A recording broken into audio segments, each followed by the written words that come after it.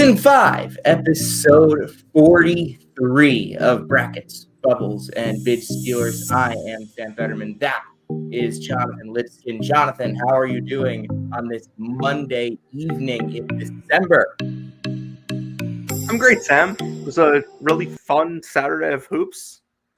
Really hitting our stride here in the season. Conference play, getting into full gear coming up here. Yeah, we're just a couple weeks away from conference play. Christmas break is coming up. Not even. What'd you say? Not even. Yeah, well, I mean, Big East starts like this week. Most conferences start in a couple of weeks. We have Big East basketball this week. I'll be at a Big East game on Wednesday, UConn and Xavier. We'll get into some week preview stuff in a little bit, but right now we also have the whole weekend where, oh my, there was some electric basketball. Before we get into the weekend, just our last show was on Wednesday. We kind of briefly touched on Cy-Hawk. We didn't really touch on much for the rest until Saturday. Do you have anything you want to say quickly about anything from Thursday or Friday?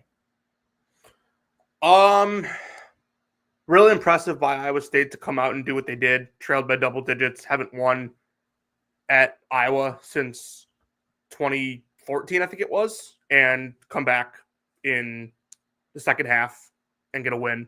Sign of a national championship contender, in my opinion. Yeah, I mean, it feels like Iowa State. They're allowing a lot more points than they usually do. Their big games: 83 against Auburn, 84 against Dayton, 71 against Colorado, 70 against Marquette, and 80 against Iowa. But like, they're still the number 7 defense in the country, according to KenPom. They're just playing much faster than they have. Last year, 201 in tempo. This year, 75 in tempo. And with the way that this offense is humming, like, it doesn't really matter. Iowa's got 3 losses, but I don't think any of them are bad. They've got Utah coming up on Saturday at in Sioux Falls at the Pentagon. Wait, is that even at the Pentagon?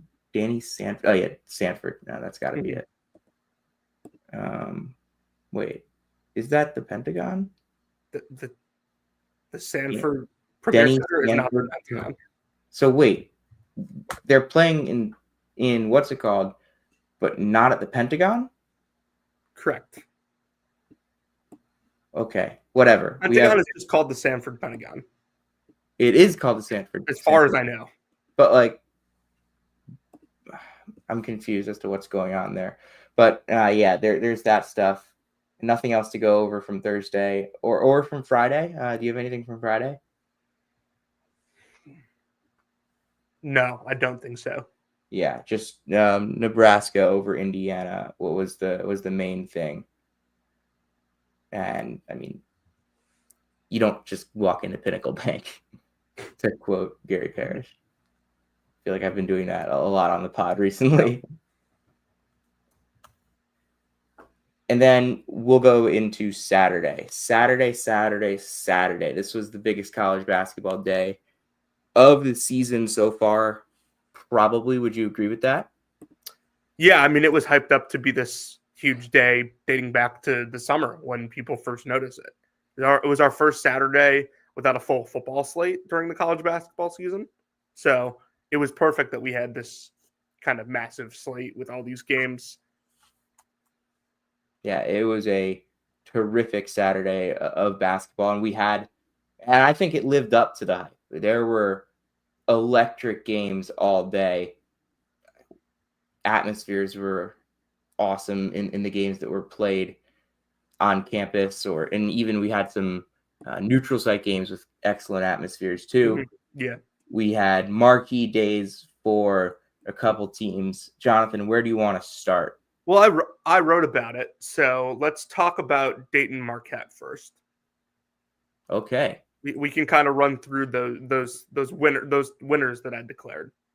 Yeah, just the winners. Start with Dayton, because the Flyers picked up a huge opportunity for the Eights, a huge win in a huge opportunity for the A-10 at home against a top 10 team and they took care of business. Dayton is legit. They are the best team in the A10.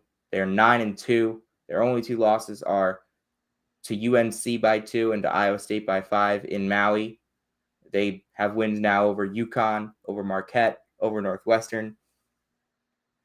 They have a ton of options in the backcourt. They have Zed Key and Nate Santos in the front court, and they were down 13 in the second half of this game and then completely turned it on. Yeah, I think it's good that Dayton got this win because it matched what the eye test was showing us. And, we're not huge believers in the eye test here. I think you can watch a team and form an opinion on them, but you're not always gonna be right. And, other stuff tells you more of the story. But Dayton played 3 games in Maui, looked all good in 3 of them. Looked good in all 3 of them and came away 1-2. So people probably still had questions about them because of those 2 losses. But if you watched the UNC and the Iowa State game, they didn't look as bad as the results showed. Then they go out and kill UConn, and now they have another win over a top 10 team in Marquette. So I think it's good that Dayton now has these 2 wins that they really, put the resume up to what we were seeing. This is an elite offense. And in the second half, they played like it. They scored 5 points in the first 10 minutes of this game. The lights were a little too bright first 10 minutes of the game, but then they come out and they really took it to Marquette. The ball pressure was really impressive. They had 10 steals, a lot of them in the backcourt. Stevie Mitchell had 4 turnovers. Ben Gold had a few turnovers in the front court. And I thought they didn't really let Marquette get into what they wanted to get to offensively. They took 29 threes, and they only had 8 assists as a team in this game. And Dayton has the point guard play to deal with all of the ball pressure that Marquette was going to throw their way. This was going to be a ball pressure on ball pressure game, and Dayton had the better ball pressure and the better ball handlers. That was the key. Malachi Smith has been unbelievable this year. Coming back from injury, just completely changed the outlook of this Flyers team. His assist rate is number 1 in the country right now. His turnover rate is 16%. He had 11 assists and 1 turnover in this game. He is so adept at handling this ball pressure. And even on a day where Dayton's not hitting their outside shots, they can beat a really good team. Yeah, how about the fact that Dayton went 4 of 19 from 3 in this game and still won it? Yeah, Dayton came into the game. They had some real outlier type shooting numbers. I mean, Malachi Smith is shooting 57%. Cheeks is shooting probably better than his true talent. Santos is shooting at a crazy high clip. And Bennett is shooting 39%. Bennett hit his shots in this game, though. And they didn't need the outside shooting in this game. They hit big shots when they needed to. They had a couple late in the game. But Dayton kind of won this game with their defense. They won this game by pressuring Marquette, by getting the ball out of the hands of Marquette's players in their advantageous situations and taking control of the game from there. Yeah, I mean, they held Marquette to 1.02 points per possession. Marquette has been a top 20 offense this year, not really a top 10 offense, but when you're able to slow the game down like Dayton was, and your guards are making shots, you're making timely plays, that's the recipe, and you're feeding off what was a great crowd, obviously, as well. But that's the recipe for your upset victory, and that's exactly what Dayton did. I look at Dayton and look, I saw the tweets that were like, oh yeah, Dayton looks like a team. Like Dayton as a mid-major program, like they would fit as a Big East team. Oh, don't start this. I don't think they should join the Big East, but like they fit the criteria of like what a Big East of like what the Big East schools are and like this year's team is gritty and tough, like what Big East teams can do. But obviously, it doesn't make any sense for the league at this point. But like that felt like a Big East game. It felt like a high pressure conference situation on a Saturday in February. And I love seeing games like that in December, in November, whenever you get them. When non-conference games feel like conference games, that's always electric. Yeah, and Dayton's really starting to build out a really good resume here. You're not going to have a ton of marquee opportunities in the A10 like you would in a power league, but you have Cincinnati still, which is a big game and obviously a solid team. And then you have those A10 games that everyone will focus on, where you put Loyola and VCU, and even Bonaventure looks great, and I'm sure we'll get to them. Yeah. But yeah, the Dayton team, winning two of those four big non-conference games, and then plus the Northwestern game, was just a complete needle mover for them. Elevates the level of the A10 as a league. They have big wins this year. The A10 went 7-4 against the Big East in non-conference play. Dayton's wins over UConn and Marquette. They got Davidson beat Providence, Rhode Island beat Providence, Bonaventure beat Providence, Fordham beat Seton Hall. Everyone beat Providence. And the one other Big East A10 over Big East game was... I'm blanking. Oh, St. Joe's over Villanova. Right. And then the only games that the Big East won over the A10, Marquette beat George Mason, I think. That's one of them. Seton Hall beat VCU. Yeah, Seton Hall beat VCU. Trying to think of the others. Played Richmond. St. John's beat Fordham. And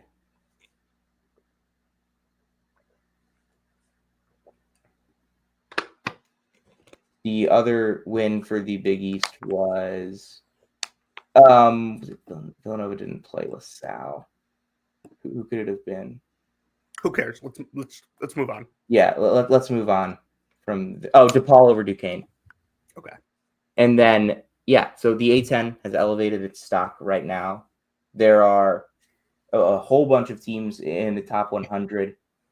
The net rankings are good for the A10 right now as well. There will be opportunities in this league.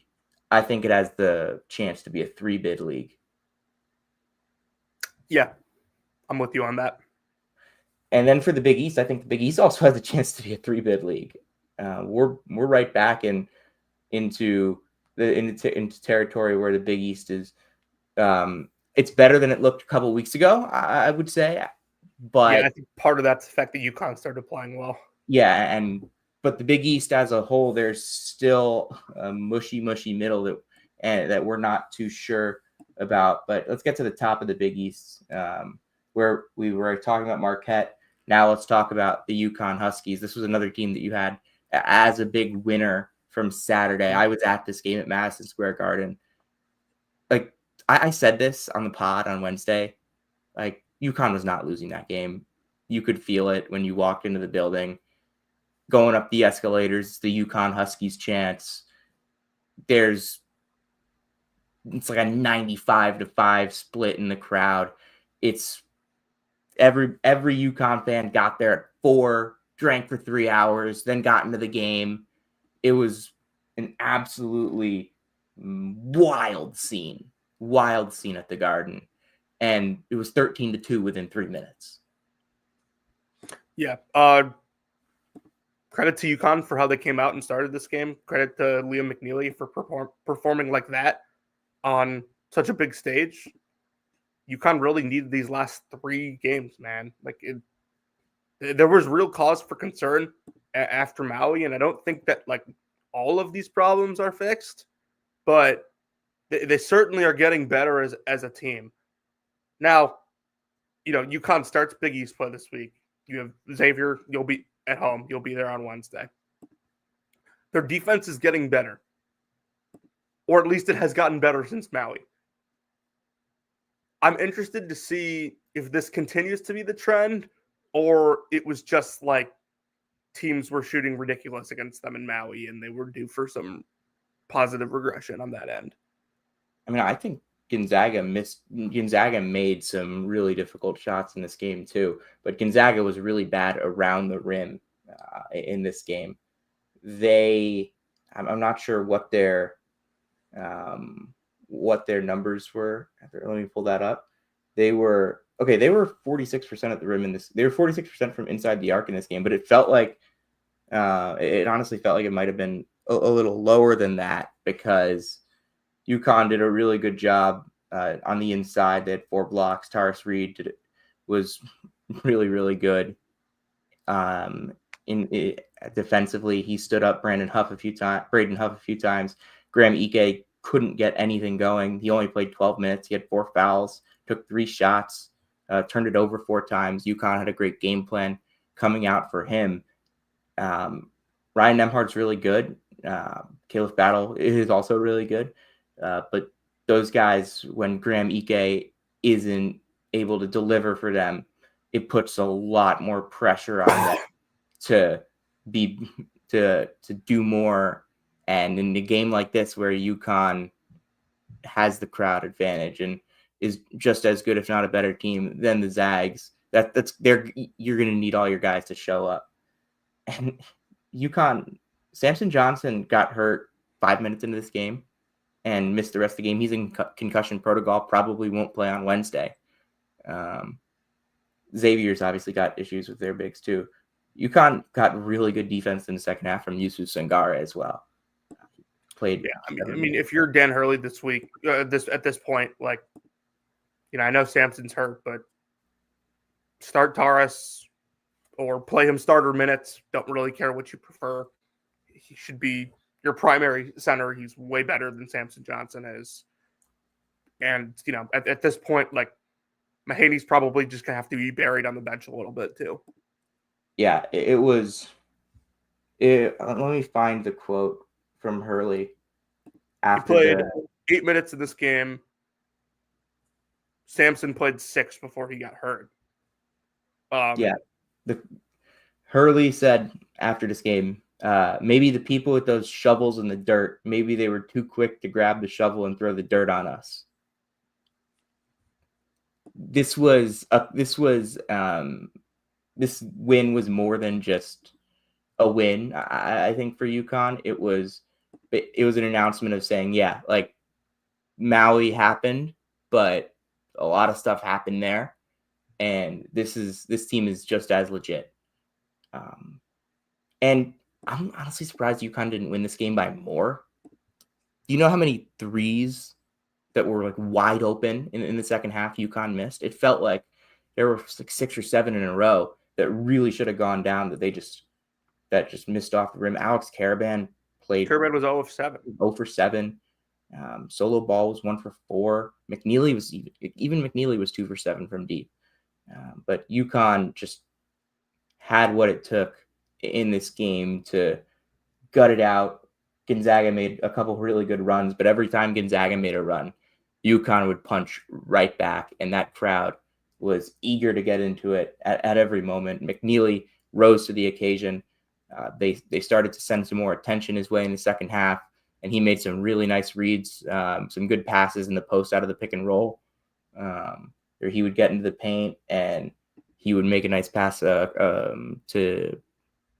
the help kind of came to him. UConn is set up right now 8-3 in non-conference play. Couple Big East games coming up. Xavier, this 8-3 feels better than it would have if it was 8-3 and let's say they went 2-1 and Maui had lost 2 of these other games. No doubt, because that was 3 days. Because now it feels like you're course correcting. Yeah, exactly. They went 0-3 over 3 days.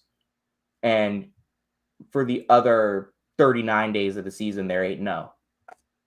Obviously, like you could say that about any team that's 8-3, but like it was 3 days back to back to back, and kind of it all feels like one long game, but it counts as three. And also the Memphis loss looks better with Memphis's win over Clemson. The Dayton loss looks better with Dayton's win over Marquette. And then you get the road win against Texas. You beat Baylor without Caravan. You beat Gonzaga with mostly no Samson Johnson. And this is a Husky team that's ready to keep turning heads in Big East play. Yeah. Any thoughts on the Gonzaga side of this? They need Ike to be. They can't get this type of performance out of Graham Ike and expect to beat great teams. Graham Ike has. I mean, he scored 5 points in 14 minutes in the game against West Virginia, and they lost. Obviously, he was awesome in the Kentucky game, but and then 3 points against UConn, and they lose. He played 14 minutes against Arizona State, and they let Arizona State hang around at the kennel.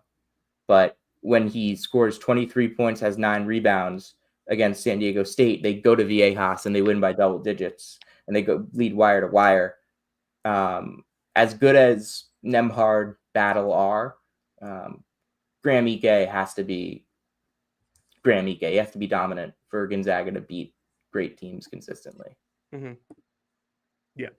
But I was definitely impressed with how Gonzaga handled the initial punch from UConn and how they kept kind of trying to punch back. This game, it felt over after 2 minutes, and it didn't feel over again until late in the second because Gonzaga seemed to have responses for everything.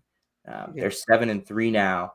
These and 2 of those losses, the West Virginia loss in overtime, the Kentucky loss in overtime, then those are, I mean, yeah, obviously they haven't been like this. I think this was the first time this season that Gonzaga was outplayed for 40 minutes. They were outplayed for 40 minutes in this game. But that's, I think, honestly more because I felt UConn played a pretty good game more than Gonzaga played a bad game. Mm-hmm. Gonzaga UCLA at the Intuit Dome, Saturday, December 28th. Yeah, they'll get a couple, kind of warm-ups for that.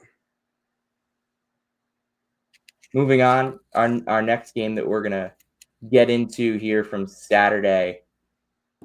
I didn't have a chance to watch any of this, so I'm going to give you all of the time to talk about it. But Tennessee goes into Champaign and wins at the buzzer. Jordan Gainey scores 23 points on a day where Chaz Lanier and Zakai Ziegler both fouled out in the second half. They needed to get some energy from their bench, and boy, did they. Yeah, this is probably a game that if Illinois can get it to overtime with Tennessee's guys that followed out, they probably win. But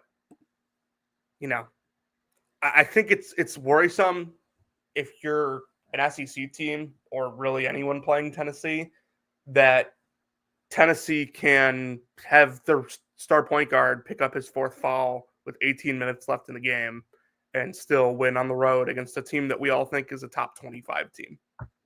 Pretty simple as that. I think it's worrisome that Tennessee has sort of modified their offense and they can still win a game that has a bunch of fouls and is dragged down into the mud. I think that Illinois, on the Illinois side of things, I said the other day that Illinois' best offense and good offense was probably just going to be, spamming ball screens with KJ. I think 41% of possessions is probably a little too much for anybody. even as good as KJ is. He had 7 turnovers. I didn't think he played terrible by any means, but the 7 turnovers are obviously a little concerning.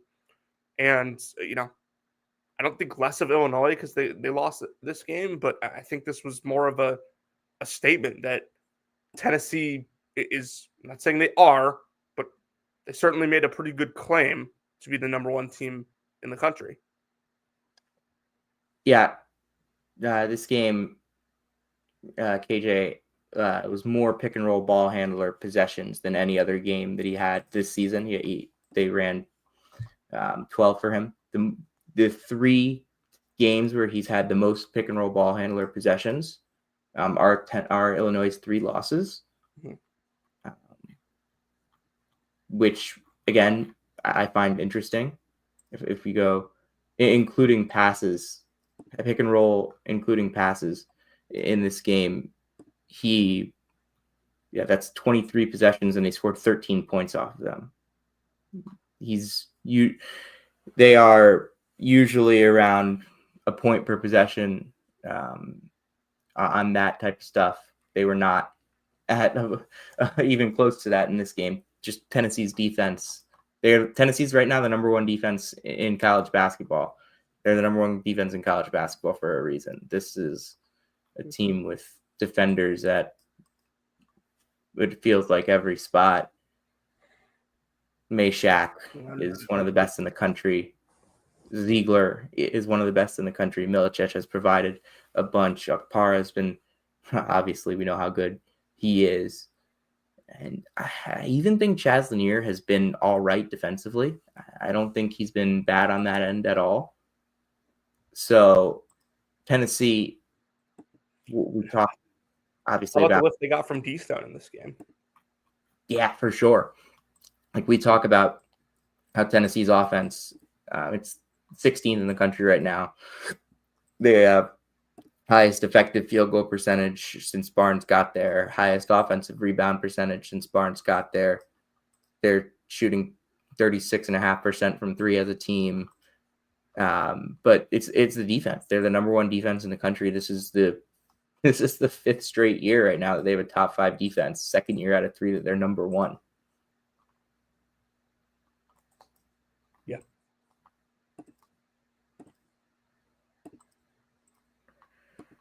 What else do we want to get to?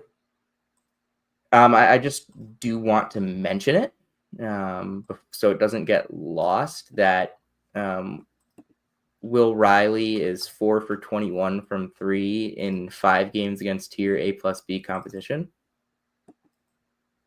And a bunch of those came in garbage time against Alabama. They need him to be better than that in these types of games. I said this could be a Will Riley game. It was not a Will Riley game. Mm-hmm.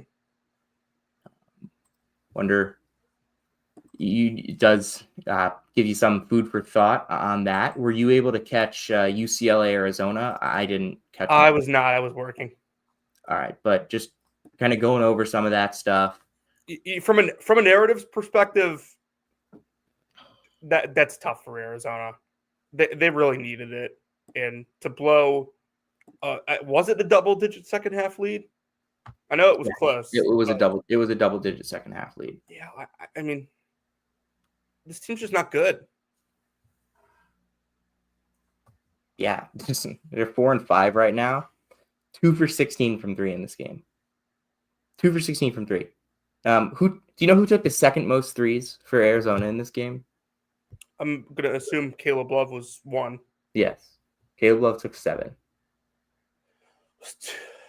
Should be Delorso. Delorso played 14 minutes. He took 1 3. Was it Henry Vasar? Yes. He actually played well, I thought. Henry Vasar, in his career before this game, had attempted 17 threes. Yeah, I mean, he hadn't really played that much. He attempted 4 in this game. I get that Krivas wasn't playing, but Krivas hasn't been that good either this year. Krivas has been kind of shrinking in some of the big games. I don't know. I didn't think Krivas not playing was the reason they lost. I know. Krivas hasn't been very good. Arizona lost this game because they are not as good at basketball as UCLA is. That's what happened. They turned it over 22 times. UCLA on the defensive end, number one in the country in turnover rate, 27.6% turnover rate. That's a full percentage point above second best. It's almost 3 percentage points above third best. It is almost 4 percentage points above the second best team from a high major league, which is Penn State. UCLA, at what point, I know like our whole thing about UCLA has been like if Tyler Bilodeau is their go-to offensive guy, how good can they be? Does it really matter? Because they have dudes that will be so impactful on the defensive end. I think they've got. I think Sky Clark has even been better defensively this year. They got him locked in, and then Eric Daly.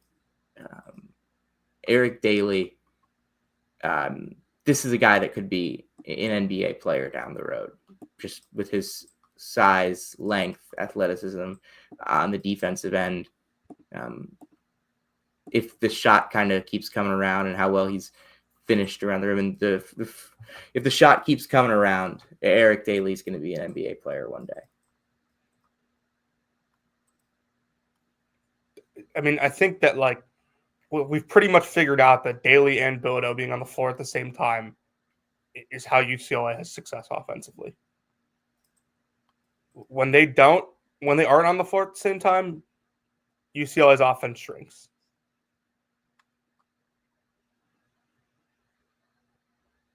But for UCLA, they hadn't had a win away from Pauley Pavilion a week ago. Now they beat Oregon in a true road game and Arizona and Phoenix. Mm-hmm. I'll catch them at the Garden on Saturday when they take on North Carolina. Then I'll catch them. Then they will play at the Intuit Dome against Gonzaga on the 28th. This UCLA team, there is a chance, and I'm still not completely sold on UCLA. I'm getting there. I'm getting there. They look really good on the defensive end. I think a lot of this game also was that Arizona has their issues. Mm-hmm. When we know that, but UCLA, I mean, they're 13th in KenPom right now. New Mexico is now 70th. They lost at home to New Mexico State last week. There's a chance that we look up at the end of the season and say, how the hell did that result happen?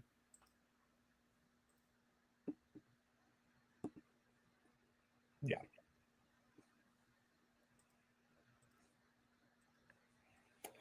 Well, let's talk about the best team in college basketball. Okay. I'm just going to go over some of the stats from this game because they're absurd. I texted you this, Jonathan. I texted you this yesterday. Mm-hmm. Auburn against Ohio State. They shot 43% from three. They had a 41% offensive rebound rate, and they had 1.18 second chance points per offensive rebound. They had a 54% assist rate and a 7% turnover rate. They scored 1.4 points per possession. And then on the defensive end, they had an 87% defensive rebound rate. Ohio State shot 34% inside the arc because Auburn blocked 37% of shots. Because Auburn blocked 13 shots in this game. I don't think that's 37% of all field goals, but they blocked 13 shots. And then Ohio State only took 16 threes, and they only had 7 assists as a team. Auburn was 38 to 20 points in the paint, 19 to 5 in second chance points, 11 to 2 in points off turnovers, and 30 to 13 in bench points. Ohio State was 0.82 points per possession. The score was 91-53, and it might not have even been that close. Go look at Auburn's like shot data on the season. There's like not one single shot type that Auburn is bad at. They're 99th percentile at the rim, 87% on above the break threes, 79% on corner threes, 82% on paint twos. And I mean, like you can go to even more context. They're 97% percentile on field goal percentage in the half court. Like they're like I already said, they're unbelievable at the rim. They're unbelievable from three, and they like every shot they take feels like a good shot.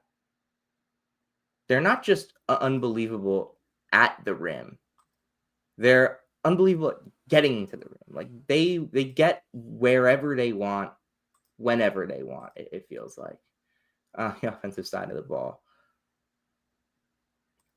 Mm-hmm. Yeah, they had 1.4 points per possession in this game.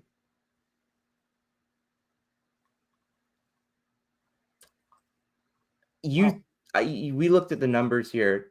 They are right now Auburn 30 plus 35 net rating. I think Sweeney tweeted something out like they're tracking better than any team has in KenPom history. Yeah, he did say that.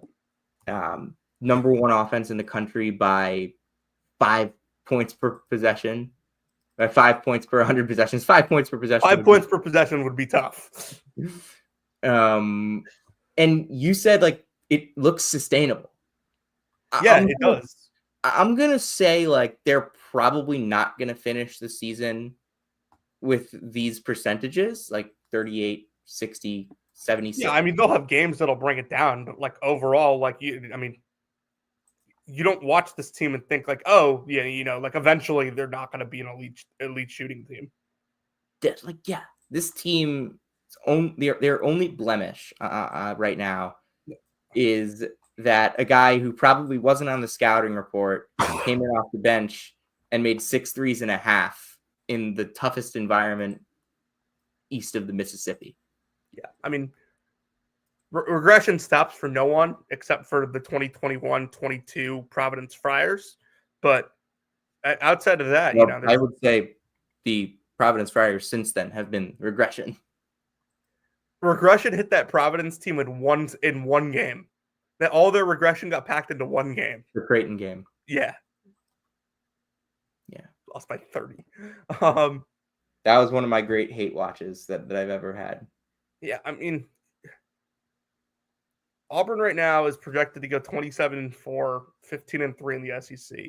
That will quite easily be the number one overall seed with the resume they have already.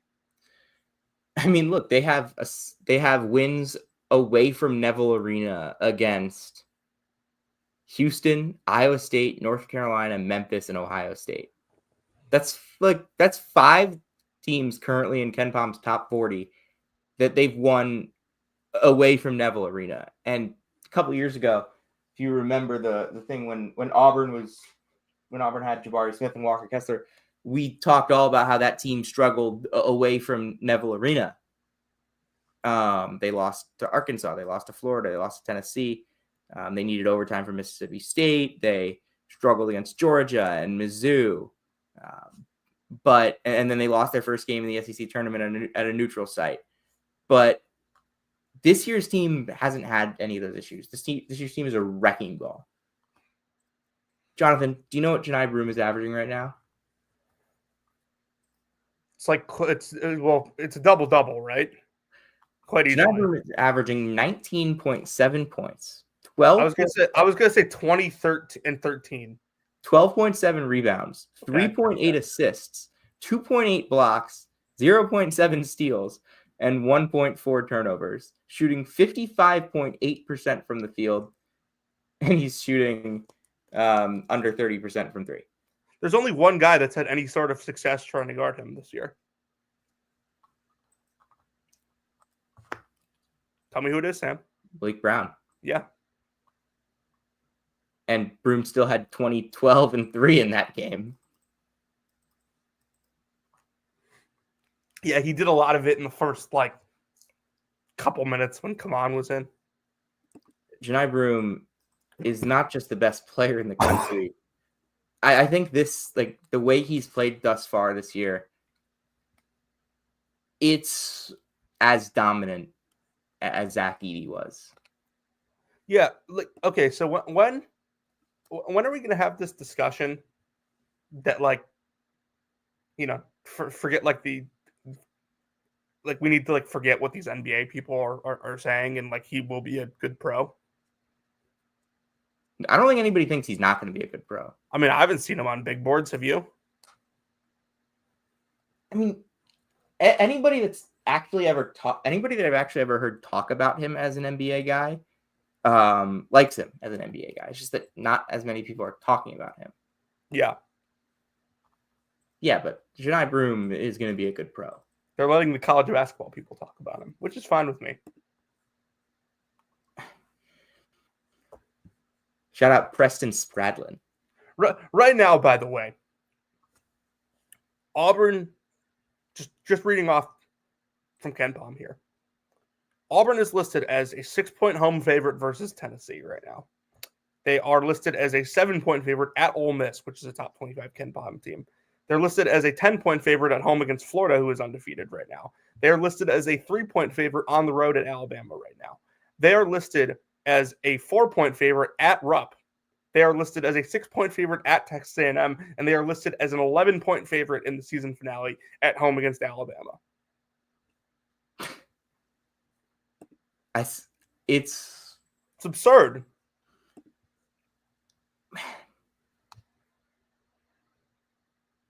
Unreal. Just and to think this team. I think back to that first half for Iowa State against Auburn, and we know how good Iowa State is, and I still don't know how the hell they did that. That first half for Iowa State and then that second half for Auburn might be the two most impressive halves of basketball that anybody has played this year.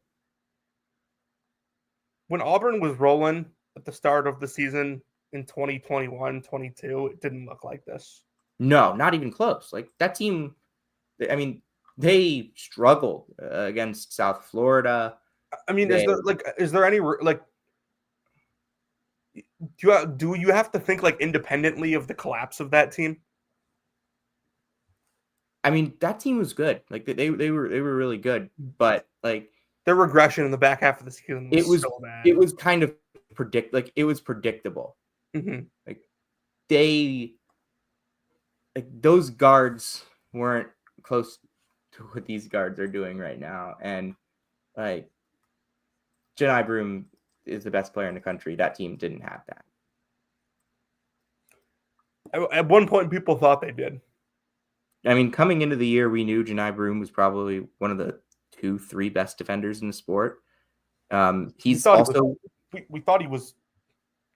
I thought he was the best center in the sport. I did too, but like you picked him for National Player of the Year. I did. I picked him for National Player of the Year. I thought. How great were our National Player of the Year picks, by the way? Who was yours? Mine was Cam Jones. Oh, yeah. We nailed that. Forgot about that. Yeah, those are the two guys that I think you can pick for National Player. I mean, okay, Janai Broom's the only one. It's Broom, but like right now with the way Jones is playing, in most years he would win it. Who would you say would be the first team All-America right now? Broom and Jones, obviously. Dylan Harper would probably be my third. I would agree. And then Keyshawn Gilbert. Yeah, that's a good shout. What about Eric Dixon? Ooh. I mean, that team sucks, but like he's. I'd say probably Chaz Lanier as my fifth. Yeah, I could. Lanier makes sense. Maybe Walter Clayton. I'd hear an argument. I'd hear an argument for TKR as well. I think for first team. Yeah. I don't think I don't think I agree. I think he's been outstanding. Oh, he has. He has been outstanding. Just I would take Derek Queen over him if we're doing a. Oh, I think that's fair as well. And like honestly, maybe and probably Braden Smith too. Yeah, I mean, do we want to get into that one? The Purdue Texas A&M game. Yeah, I watched this from start to finish. So. Yeah, I didn't watch all of this, but I watched it. You were at games. I mean, this was before any of those games started, but man, Texas A&M. This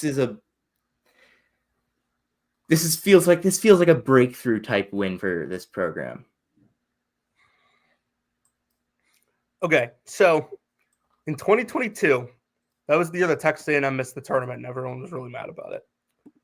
Texas A&M lost at one point 9 of 8, or sorry, not 9 of 8. 8 in a row, 9 of 10, and 8 in a row in conference, and they still managed to go 9-9 in the league and almost won the SEC. The next year, they went 15-3 in the league.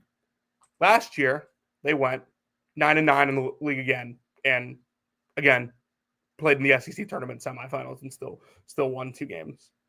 So, but the point being, even when Texas A&M is bad, they win SEC games. Last year, they lost non-con games to FAU, Virginia, Memphis, and Houston. The year before, they lost non-conference games to Murray State, Colorado, Boise State, Memphis, and Wofford. The year before that, they lost non-conference games to Wisconsin and TCU. But they also didn't play anybody in the non-league that year. Yeah. That was why that was one of the reasons they didn't get in. They were 308 in non-conference strength of Correct. schedule. This Texas A&M team has beaten Ohio State, Creighton, Rutgers, Wake Forest, Texas Tech, and Purdue. With the 2 losses coming at UCF, may end up being quad 1. We'll see. And Oregon. I think that loss is going to look bad, honestly.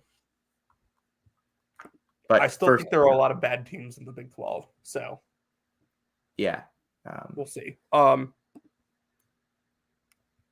Yeah, you got Houston Christian and Abilene Christian before conference play. Yeah, history should tell us that like Texas A&M shouldn't feel comfortable in any game, but they should win those games. And then you start conference play, where if you go at a bare minimum like 9-9 in conference play, because that's what the bare minimum has been in the last couple years for them. You're what, a 5 seed, 6 seed? Yeah, and again, this is why like these last 2 wins they feel like breakthroughs for Texas A&M, because they've had some struggles in the non-league past couple of years. Buzz is scheduled really tough. He knows now what he needs to do to get in the tournament. Schedule tough, and you'll be rewarded for it. And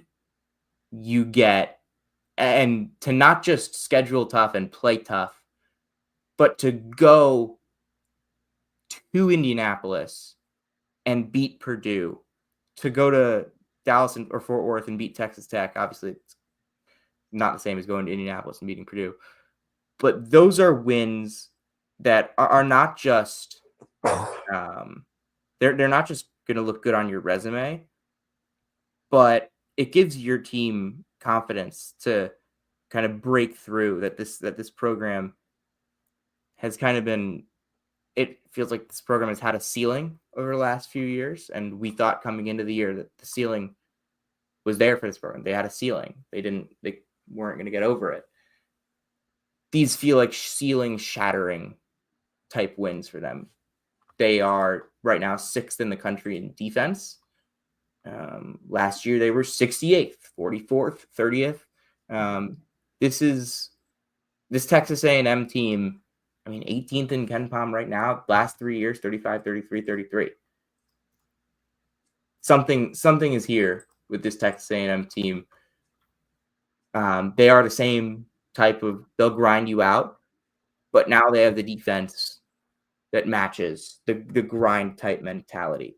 Yeah, that's exactly what it is. It's the exact same team that you've watched the last 3 years, but now they play defense.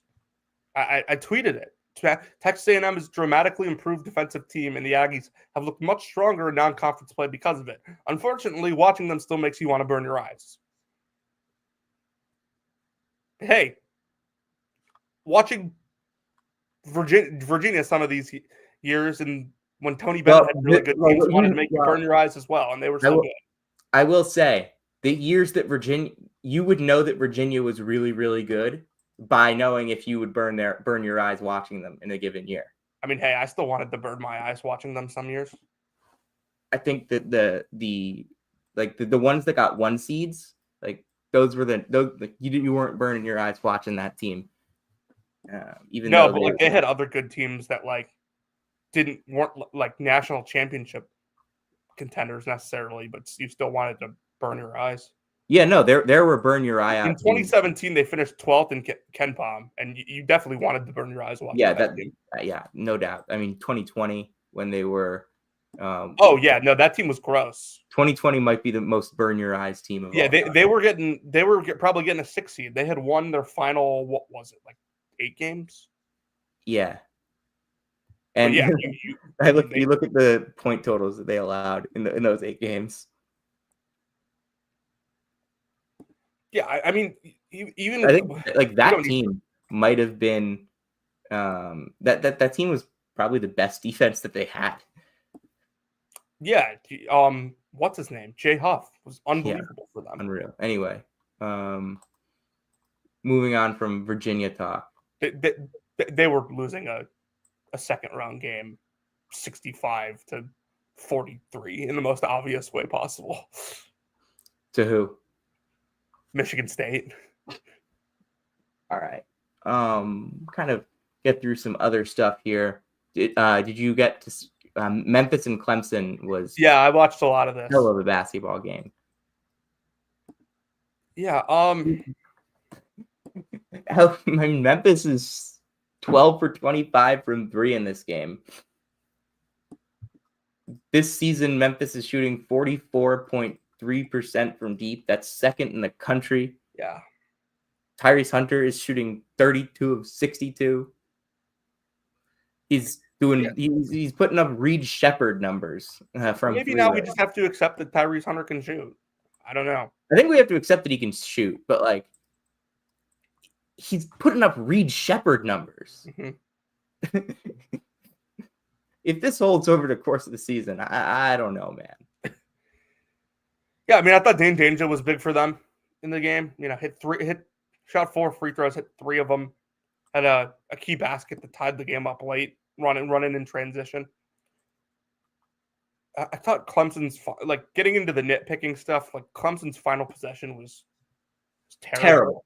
Terrible. Like, we have a real problem in college basketball with teams not running stuff on or running bad stuff on final possessions. Like I think I texted you earlier in the week when Michigan lost to Arkansas, and I said like we have an epidemic in college basketball with coaches running backdoor plays in like a must get a bucket situation. I think there's a big problem right now where teams forget that the most important thing in those situations is to get the basket. Like you really need to get the goddamn basket no matter how it comes. If it comes with 8 seconds left, it's whatever. Teams are starting their actions with 5, with 6 seconds left, and nothing's developing, and then they just have to chuck something up at the buzzer, and they get a bad look. That's not how this is. That's not good. Chase Hunter is a really good player. Him taking a 30-foot contested 3 for the win, not a good decision. At least, like, if you're not going to run anything, at least like try to get to the basket. Yeah, but for Memphis, it's a gutty win, going on the road and pulling it out in overtime. Punching first, getting punched back, surviving that last possession. Musa Cisse goes down, fouls out. Jourdain had some foul trouble in this game. They're not a deep team at all. To be fair, I don't think Clemson is either. But this was two really good basketball teams. Mm-hmm.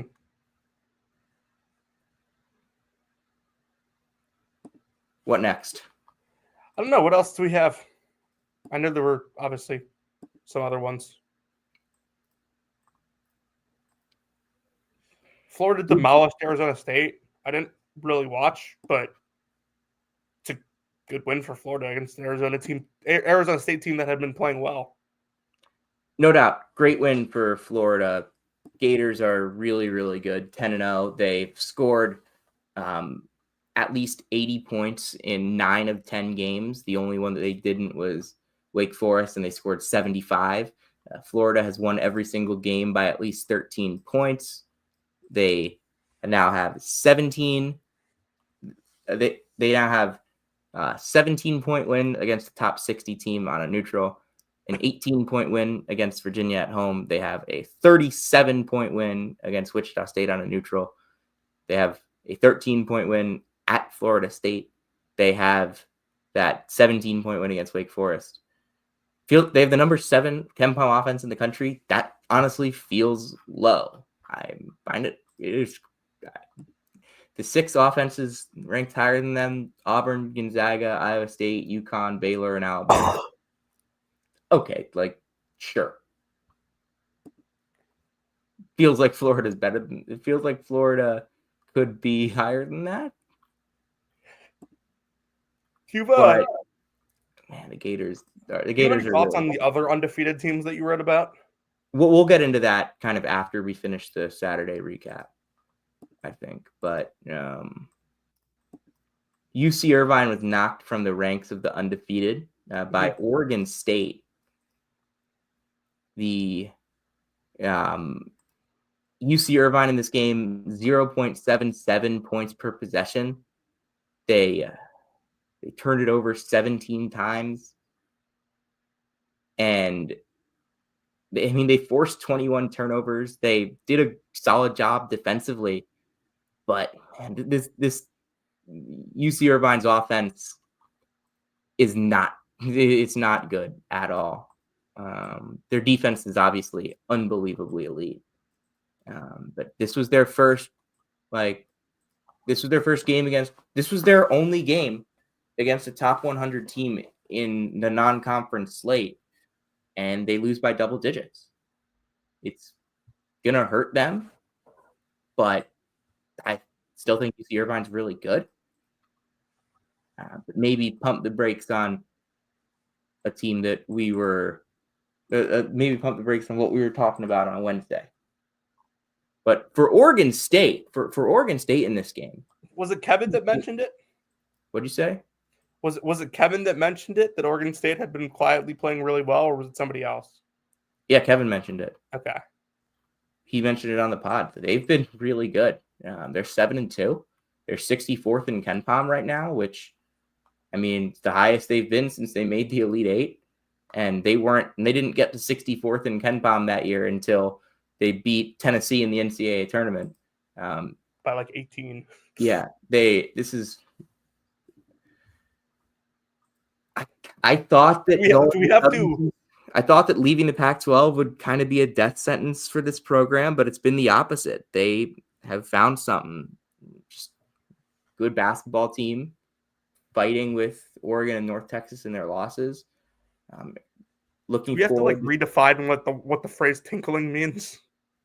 Looking forward to seeing what they can do at the Diamond Head Classic, which is less than a week away right now. The bracket for that, but we will talk a little bit more about that later this week, I would say.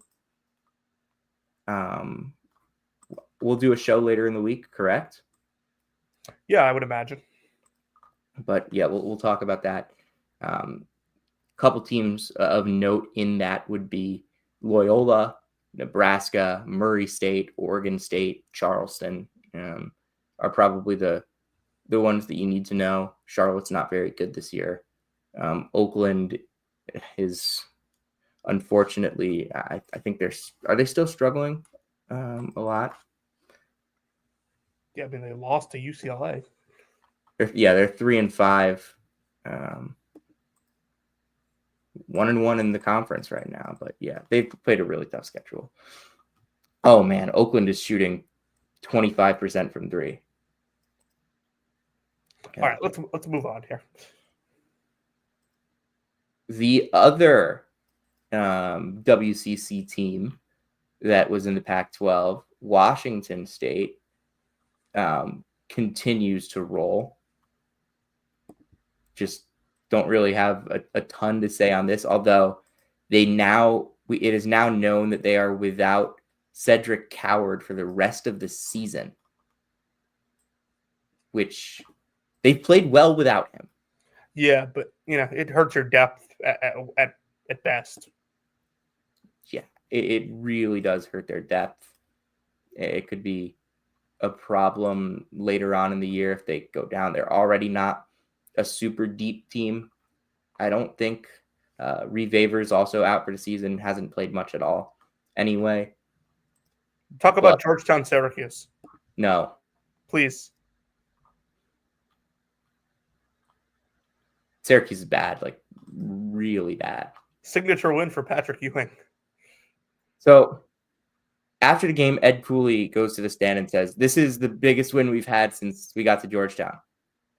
That's unbelievable self-own to point out that this is his first, yes, a win over the team that ranks 106th in KenPom is in fact the highest KenPom ranked team that you've beaten in now 1.5 seasons. Not sure you want to be carrying that around on a sign. No. But Jaden Epps hit some really tough shots. Thomas Sorber was an absolute load in this game. Syracuse couldn't handle them. Syracuse couldn't handle him. When Georgetown went zone, Syracuse had no idea what to do. They were really bad against the zone, and Chris Bell has just forgotten how to play basketball this year. Their schedule has sucked, but Georgetown has massively improved. I agree. Georgetown is the bottom of the Big East is not going to be as bad this year. I don't think Georgetown is a gimme game for no, it's not. I mean, they could beat Creighton on Wednesday. They could. Yeah. Georgetown, again, schedule's beyond awful right now. And they should be due for some positive regression because their free throw defense has been really bad. But you look at the guys they have in this backcourt, Epps and Mack. Neither of them are great on the defensive side of the ball, but they can handle the ball. They can score. Peavy has been really he's been better offensively than I expected, and Sorber has done a little bit of everything for them on both ends. Yeah, and you know what? Like when Thomas Sorber is protecting the rim like he is, it does allow at least those guards who we don't think are good defensively, at least it allows them to play a little more aggressive and get some more steals and force some turnovers because you can allow them to kind of get beat knowing you have that rim protector back there. They didn't have that last year. I'm just going to look something up on Torvik right now.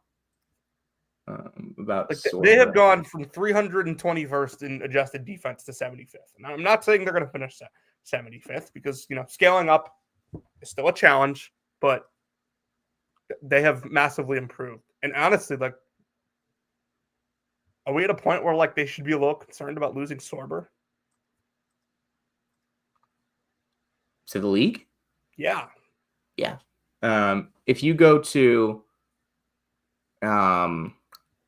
Torvik and you sort for freshmen that have a block rate of 6 or better and are not fouling 4 times for 40 possessions.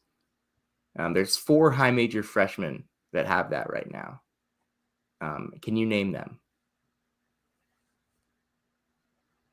They're not a certain height, right? Just 4. Yeah, I didn't do it by height. Okay. What are the stats again? Block rate above 6, fouls per 40 below 4. Is Cooper Flag one of them? No. Okay, so Sorber's 1. Sorber's 1. Asa Newell? Nope. And at least 40% of the minutes as well is what is this Oh, guy. okay. Who else could this fit? I don't know. Just tell me. VJ Edgecombe, Okay. Jacob Kofi, and Jaden Quaintance. You just named two guys who you hate. Sorber, of these guys, second in block rate, second lowest fouls per 40, highest offensive rating by a lot, highest BPM by a lot, highest effective field goal percentage, highest true shooting percentage, basically tied for the highest usage, second, basically tied for the highest defensive rebounding rate. He's second among these guys in assist rate as well, with the lowest turnover rate. He's been unreal for them. Unreal.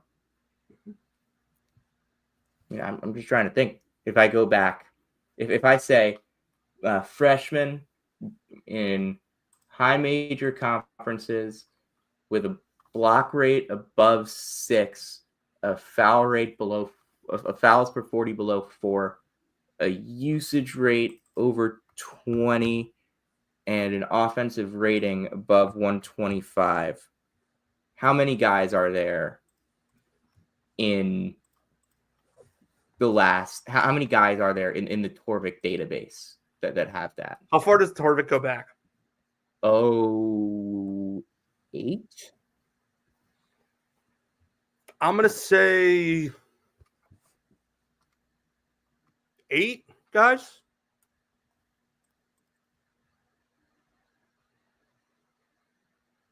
It's 2. Sorber and who else? He was a number 1 overall pick. Anthony Davis. DeAndre Ayton. Ooh, okay. It's pretty good. It's pretty good company. It's pretty good company for Thomas Sorber. I'm gonna send that over to. So you're telling me that this ends with a Georgetown tournament loss to a MAC team? I'm just gonna send this over to somebody. I'm sure Georgetown fans would sign up for a 4 seed. Yeah, that's pretty crazy. It's just a crazy stat to look at. But yeah, Syracuse is a total disaster right now. 106th in KenPom, 5-5, shooting 27% from 3, not forcing any turnovers. Chris Bell has shot 11 for 47. JJ Starling is hurt. Donnie Freeman has not been any good defensively. If there's something good to come out of this game for Syracuse, Jaquan Carlos actually played pretty well. He's been pretty good over his last 2 games.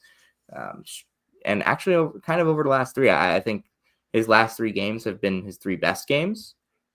8 points, 7 assists, 12 points, 12 assists, 15 points, 5 assists. Just better basketball since the Tennessee game where he really struggled out there. But Syracuse is in a really difficult spot at the moment. You have been pretty adamant when we've talked that Red Autry is fine. Red Autry is safe. Well, he's safe. I don't know if he should be. I agree, but I mean I noticed within 5 games last year that I didn't like what he was doing with the way he was building the team. I gave him some time, and it's still bad. I still don't like it. Yeah, I don't think he's grown enough. But they're not going to fire a guy who was an in the family hire and has a recruiting class with Kyan Anthony and Sadiq White coming in before year 3. I just don't think that happens. Is there a point it could get to where it is so bad that they have no choice? I mean, they could, if they finish last in the ACC, then yeah, I think. Are you ruling that out? I have a hard time thinking. Sorry to ask you the hard-hitting questions here, but I have a hard time thinking they're worse than like BC and Virginia Tech. I think I agree with especially you. Especially if they get Starling back healthy. But like, there's a good chance they miss the ACC tournament. Is it 14 that make it or 16? 15.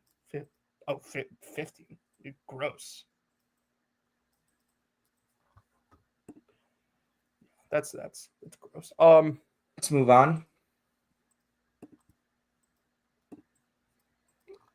Just some quick rapid fire stuff from Saturday. Boise State in overtime over St. Mary's. SMU over LSU. Stop me, by the way, if you want to talk about Real any quick on Boise State, they were one of the teams I mentioned in my Rise and Shine. It kind of felt like a season-saving win in some senses. Absolutely agree. SMU over LSU. And they actually played Javon Buchanan, and he was good. Wisconsin over Butler. Oklahoma over Oklahoma State. We'll talk about them in a little bit. Santa Clara over Bradley. Alabama over Creighton. And then St. Bonaventure over Providence, which I do want to talk about because I watched. Which side of this do you want to talk about? I mean, I'm going to start with the St. Bonaventure Good. side. I want to talk about the Bonaventure side. And then we can get into the Providence side. But St. Bonaventure, they have athletes, man. They have athletes. They have playmakers on the defensive side of the ball. Chance Moore and Lajay Jones are active on all fronts there.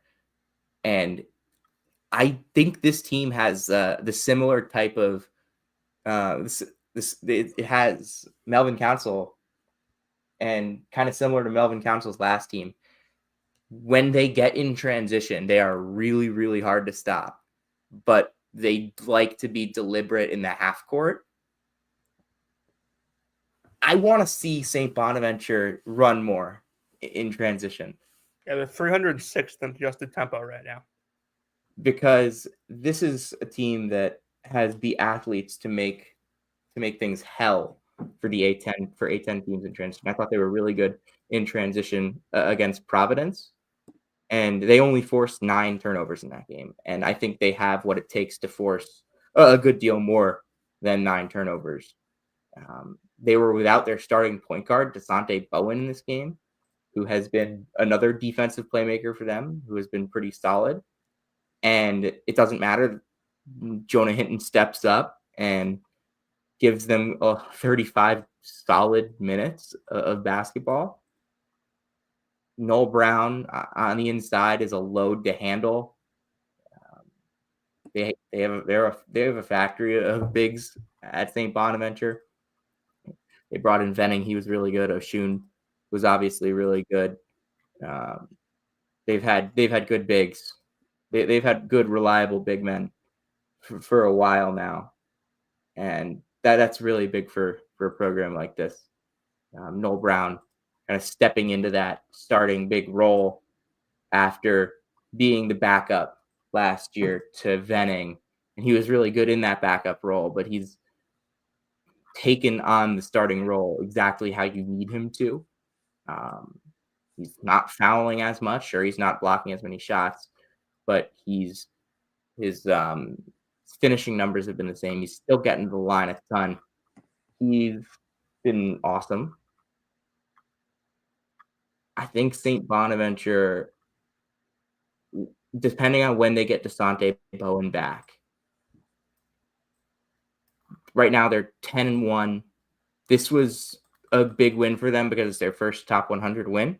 Comes on a neutral site. They now have neutral site wins against Providence and Northern Iowa. Northern Iowa could become a top 100 team. I think they are top 100 in the net right now. What is Providence in the net? 120. Okay, so that's not a. I was making that up. I don't actually know what it is. Providence is 74 in the net. Okay. St. Bonaventure. That seems a little more accurate. Providence. St. Bonaventure is 56. They have their only loss is quad 1, and I think it probably will stay quad 1. I think Utah State's going to stay in the top 50. And Northern Iowa and Providence are both quad 2s. They don't have any losses outside of quad 1 now, and they have 3 quad 1 opportunities in A10 play, along with another 4 quad 2 opportunities in A10 play. So again, and some things that could change on that side, but as long as they don't fall into landmines, St. Bonaventure it can build a real postseason resume here. Because I think that Mark Schmidt can really coach. We know this. It felt like it didn't. It felt like last year they maybe underperformed a little in the A10, but they got the job done. They won 2 conference tournament games, made it to the semifinals. They had some tough losses last year, but they also had some good wins. This year, 2 years ago, they had that rebuild year. They still picked up some good wins. And man, Mark Schmidt has done an excellent job building this roster, finding playmakers. I mean, Lajay Jones was a find, I think. And man, Chance Moore doing what he's doing for them has been huge as well, Jonathan. Yeah, if in Bonaventure's case, they're not following and they're protecting the rim pretty well. They're blocking shots, forcing steals. Like if you do those 3 things on defense, you're going to end up being a pretty good defense. And they haven't done a bad job by any means defending the 3-point line either. This is a tough team. It's taken on a real identity, and it's served them well so far this season. And I think that if they can get that identity to move them in transition a little bit more, I think it can be really dangerous. Keep going down the list of games. DePaul over Wichita State, Cincinnati over Xavier in a crosstown shootout, VCU over Colorado State. Just again, jump in quickly if you want to say anything about any of these. Georgia over Grand Canyon, Kentucky over Louisville. Lamont Butler was 12 for 12 from the field. Yeah, did he end up missing a shot? 10 for 10, 6 for 6 from 3, 33 points. He's been the Ken Pom MVP of the last 3 games he's played in. Well said it. Like Murray State. Have you gotten to Murray State Western Kentucky yet? That's next. That's the next one. Yeah, Murray State had that. Like, just disappointing. That would have been a huge win for them. Mississippi State survived against McNeese. And I think we can move on to Sunday unless there's Rutgers Seton Hall. Yeah, I was at this game. I was at this game. So the second possession of the game. Seton Hall blitzes the ball screen for Harper. He's kind of trapped, not too far from the sideline and the half-court line. He throws it right into a core for his hands, turns it over, commits a frustration foul. Rutgers scored 2 baskets in the first 10 minutes of this game. One from Harper, one from Bailey. And then Ace just made shot after shot after shot, tough shot after tough shot, contested jumper after contested jumper. It was an unreal display of shot making in the first half. Dylan picked up his second foul with 6 minutes left in the half. That frustration foul but came early, kind of hurt him a little bit there. But then he comes back in the second half, and Rutgers says, "All right, we're not setting as many ball screens now. We're just gonna run the I'm better than you play." Rutgers ran the I'm better than you play. Dylan Harper scored 18 points in the second half. The last 3 were a buzzer beater from way beyond the arc. This is a first-team All-American. Yeah, it's unreal. I mean, I just don't have anything else to say. Also, Green Bay, another loss for them. What a shame. All right, moving on to yesterday. Isn't the consequences of my own actions. San Francisco over Loyola. Loyola knocked from the ranks of the undefeated Malik Thomas with 35. Chips Newberry went down in this game. Jaden Dawson was out for Loyola. Just a bunch of injuries on both sides here. Just really good for San Francisco to pull this one out. They were down. For a lot of this one. made the move in the second half. Were you able to watch? I was not. I was working all yesterday. Yeah, I just thought Malik Thomas took over this game. And as we've been saying about San Francisco all year, like, again, if their guards are their best players, which they have been this year, it changes this. It's just this team has a huge ceiling. This game, I don't think, made me feel worse about Loyola. Well, I mean, I think Jaden Dawson is such a huge piece for them, and he's out for a little bit now. I Loyola's also got to, still think San Francisco is pretty good. yeah. I mean, Loyola's got to survive without Dawson for a little bit. What is it going to be, like 4 to 6 weeks? Hopefully they get him back by that trip to UD Arena on January 18th. And if they don't, I mean, they have this. They gotta keep this. They gotta keep winning games. Stuff. They gotta keep winning games. I think they're good. They're not as good as I thought they would be, but I still think they can get there. More from yesterday. Arkansas State was down 27 in the second half to UAB, came back and won in overtime. Pretty crazy result. Mm-hmm. Arkansas State up to 108 in KenPom. They're 9-3. Only losses are Alabama, Rice, and Hofstra. All of them away from home. They now have wins against Akron, against Memphis, and against UAB. They now conference play starts up on Saturday. They play Coastal Carolina, then they go to Old Dominion, and then January 4th they have James Madison on the road. JMU 6-4. Not as good as I thought they were going to be, but still a tough game over there. Colgate got a big win against Vermont. Both those teams were really struggling. It's big for Colgate. But yeah, let's move on to some stuff for the week. Jonathan. Yeah. Just quickly. So yeah, I'm Florida's got a pretty big test tomorrow. It's tomorrow, right? Yes. Yeah, tomorrow. against UNC. The game's in Charlotte, so pretty close to a true road game there. It'll be a semi-away game on their schedule.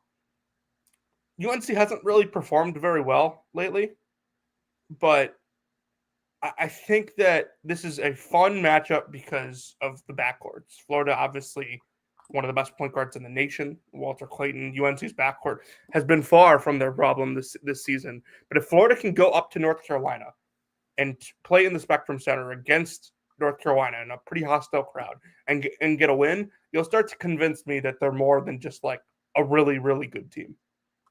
Like I'm talking legit national title contender. Go to bracketsbubblesandbidstealers.com right now if you're listening to this. You can check out the most recent Fed in Focus column that I wrote today. It is all about the 5 remaining undefeated teams. And Tennessee, Florida, Oklahoma, Utah State, and Drake. Drake has a big one tomorrow as well. They are in Kansas City against Kansas State. State is favored to win that game on KenPom 69-67. Jonathan, what do you think of this one? I'm more interested to see the aftermath. If Drake wins, what's the narrative nationally around them? Because people will take note of it.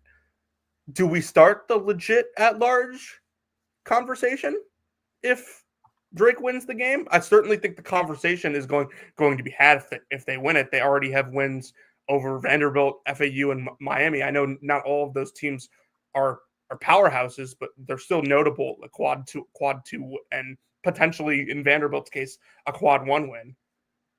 Jonathan, you know that they will lose games in the Valley. Jonathan, nobody avoids bad losses in the Valley. It will happen, but winning that game could really set the tone for a very good rest of the season. And also, it's important. That's a quad 3 game right now for them. Mm-hmm. Kansas State probably gets in the top 100 of the net, I would say. Yeah, I would guess so. But right now, Drake only has one game that's quad one, and that's the game at Bradley on January 8th. And even that's like borderline right now. That's going to be, if Drake goes into that game undefeated, which they would need to beat Belmont, UIC, and Murray State to do, that place would be an absolute madhouse. It will be a madhouse regardless. Drake almost lost that. Drake nearly lost that UIC last year. I think they needed overtime. Different team. Yeah, they did. I know. I'm just saying. Double overtime, right? That was a weird game that I remember watching. Double overtime, right? Yeah. Didn't Tucker go for like 37? Yeah, he had a stretch at the end of the season. Triple overtime. He had a stretch at the end of the season where he was just completely nutso. Yeah, he played 54 minutes in that game. Here, I actually I'm curious to find this now. It was 39 points on 12 of 26 from the field, 13 rebounds, 7 assists. He had 39. He had 28 the game before. He had 29 against Bradley. He had 27 in the Missouri Valley Championship game as well. All right, Utah State is right now. I'm excited for that game. Utah State plays UC San Diego tomorrow at home. Then, before New Year's, at St. Mary's, at San Diego State, at Nevada. Big test. There is almost no way they go into the new year unbeaten. But man, if they do, we're talking about like a 3 seed. Like maybe not a 3 seed, but like a 5 seed. I mean, hey, if they can get through this and go into the new year undefeated, which they won't. They will not. But if they do, you have quad 1 win over Iowa, a quad 2 over Bonaventure, a quad 2 over North Texas, quad 1 over Mary's, quad 1 over San Diego State, and a quad 1 over Nevada. So that, to my estimation, is 4 quad 1 wins and 2. By the way, right now, Iowa is a quad 2, but knocking on the door of quad 1. Okay, so that's roughly between 3 to 4 quad 1 wins before conference play or before the new year. Yeah, and that's not going to happen. It will not happen. They will. There's a better chance they go 0-3 in those games than 3-0. Yes, considering they're underdogs at all 3. But yeah, Utah State is going to have a really tough road, and then you go to the 3 SEC teams that are undefeated. I think Michigan's going to beat Oklahoma on Wednesday. I think Michigan's better than Oklahoma. Oklahoma's first conference game is at Alabama. So if they do make it to the new year undefeated, they do beat Michigan. They have Central Arkansas and Prairie View. I think they lose their first conference game to Alabama. So that's there with Oklahoma. Oklahoma does force a lot of turnovers. That is Michigan's weakness right now, but I don't really think it's in the same spots. I think that could be trouble. And we talked about Florida. Like they go in and they beat North Carolina. Florida's first conference game is at Kentucky, which will be really difficult, which is why I think Tennessee is going to be the last undefeated team in the country.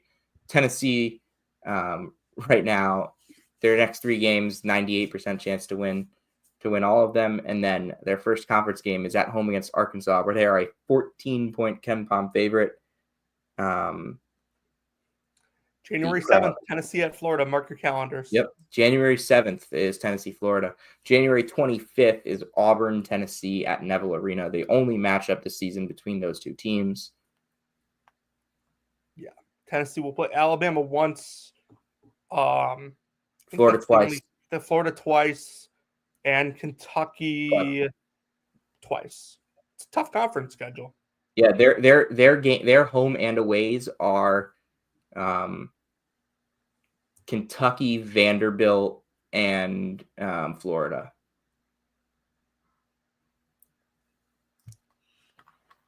So yeah, my team, my rankings are the most likely to least likely for the last undefeated: Tennessee, Drake, Florida, Utah State, Oklahoma.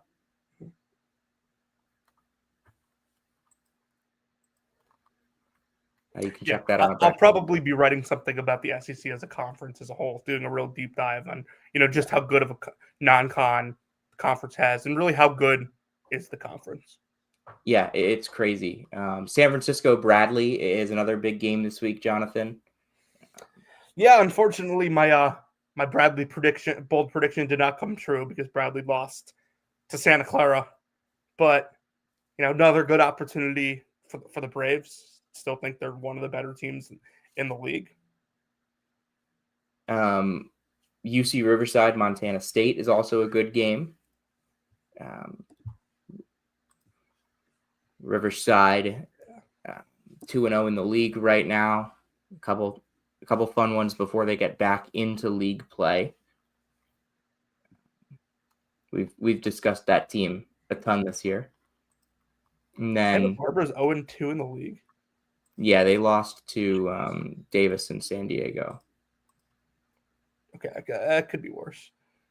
You've got, what else do we got this week that we want to talk about? UConn Xavier. Xavier's going to be without Zach Fremantle. VCU New Mexico at the Pit. I feel like that's a big one for the A10. They need VCU to win that game because VCU does not right now have the wins on their resume. Jonathan, anything else to add? Because we'll probably be back later this week, probably Thursday. Yeah, no. I will say that I am heading back to Missouri later this week for bragging rights. Illinois and Mizzou. I'll be on the call for KCOU. I'm very excited for it. It's always a really fun game, except for last year when Mizzou got blasted. But it's always a super competitive, fun atmosphere with Illinois and Mizzou being not equal distance from St. Louis, but fairly close to equal distance. And so I'll be watching a lot of football this weekend too. All right, Jonathan, take us home.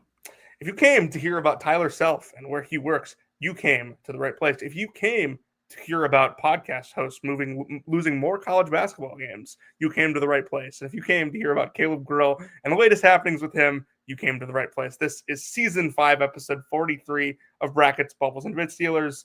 We'll see you next time. Enjoy the week of hoops.